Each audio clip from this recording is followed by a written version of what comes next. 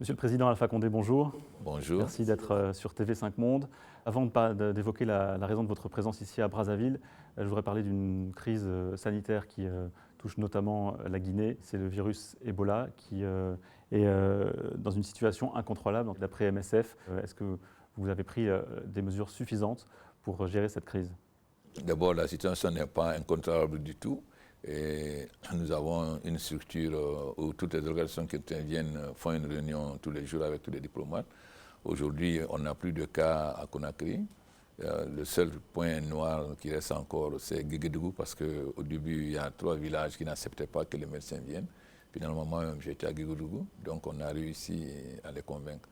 Vous estimez que Médecins sans frontières exagère la situation? En tout cas, moi, j'ai rencontré l'OMS, j'ai rencontré les gars de CDC avant de quitter. Et le rapport qui est fait cette semaine, c'est qu'il n'y a plus de cas à Conakry, il n'y a plus de cas autre part. Le seul point qui reste encore, c'est Guéguédougou. Et ça, c'est la situation générale. Maintenant, c'est vrai que ça se développe un peu en Sierra Leone, donc il faut qu'on soutienne la Sierra Leone, parce que s'il y en a encore en Sierra Leone, avec le développement des populations, il y a toujours des risques. Un dernier mot sur ce point. Le Sénégal avait fermé sa frontière. Quels sont vos rapports aujourd'hui avec Macky Sall? Je sais que sur le moment, vous n'avez pas tellement apprécié. Le Sénégal et la Guinée sont des pays frères, moi, je n'ai pas de problème. Alors, vous êtes donc à Brazzaville pour participer au forum Forbes Afrique. Pour quelles raisons avez-vous eu l'idée de venir ici, notamment pour parler de bancarisation? Non, parce qu'aujourd'hui, nous avons besoin que l'Afrique se développe en utilisant ses ressources. Nous avons des matières premières, nous avons la population, mais il faut que les banques africaines commencent aussi à s'intéresser à bancariser pour financer le développement en Afrique. Il ne faut pas seulement que le développement, on ne dépend seulement des banques extérieures. Donc c'est encourager les banques à s'intéresser davantage et à faire la bancarisation pour financer des projets africains. Dans votre pays, il y a évidemment un secteur de l'économie qui est le plus important, ce sont les mines. Vous avez récemment renégocié plusieurs contrats. Quel était l'objectif? Est-ce que vous êtes satisfait de ces renégociations?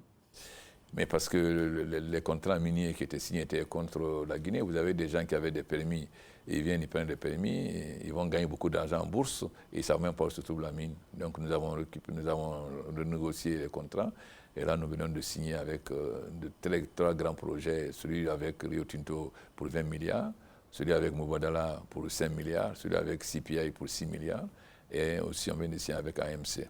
Vous venez d'évoquer la mine de Simandou, le contrat avec Rio Tinto. L'exploitation va commencer dans quel délai?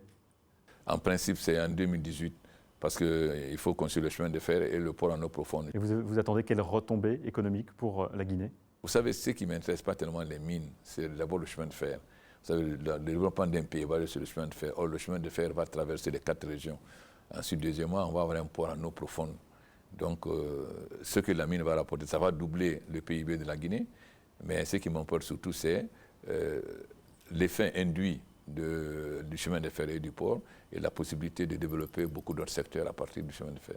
Sur la renégociation des contrats miniers, l'opposition dit que vous n'êtes pas allé assez loin encore. Quelle est votre réponse à ça? Mais enfin, l'opposition, c'est les anciens premiers ministres. Qui a signé les mauvais contrats? Il faut poser la question. Qui a signé les mauvais contrats? Sont des anciens premiers ministres qui ont signé les mauvais contrats. Et je ne peux pas aller plus loin. J'ai récupéré Simandou 1 et 2. Et vous savez tout ce que ça m'a coûté. Aujourd'hui, j'ai fait un code minier que tout le monde trouve révolutionnaire. Et dans tous les contrats, j'ai 15% d'actions gratuites non dissolubles. C'est-à-dire que vous ne pouvez pas augmenter le capital pour diminuer. J'ai la possibilité d'acheter jusqu'à 20%. Donc j'ai la possibilité d'avoir jusqu'à 35% minutes de blocage. Mais c'est eux qui ont signé des mauvais contrats que je suis en train de négocier. Donc ceux qui disent vraiment ça n'a aucune importance. Où en sont justement vos rapports avec l'opposition relativement tendus ces derniers mois? Il y a encore eu le mois dernier une crise à l'Assemblée. Où en sont vos rapports? Il n'y a pas eu une crise à l'Assemblée. Ils ont quitté, mais tous les projets ont été ratifiés, qu'ils soient à l'Assemblée ou pas. Moi, aujourd'hui, on a tourné la page, on a fini les élections législatives. Maintenant, moi, je n'ai plus de problème. Le débat, c'est au Parlement. S'ils veulent, ce qu'ils ont dit, ils n'ont qu'à dire au Parlement. Donc vous estimez que vos relations sont apaisées et que la discussion est possible? Bon, moi, je m'occupe du développement de la Guinée. Et la politique, c'est au Parlement. Merci, Monsieur Alpha Condé, d'avoir été l'invité de TV5 Monde. Ok, je vous en prie, merci.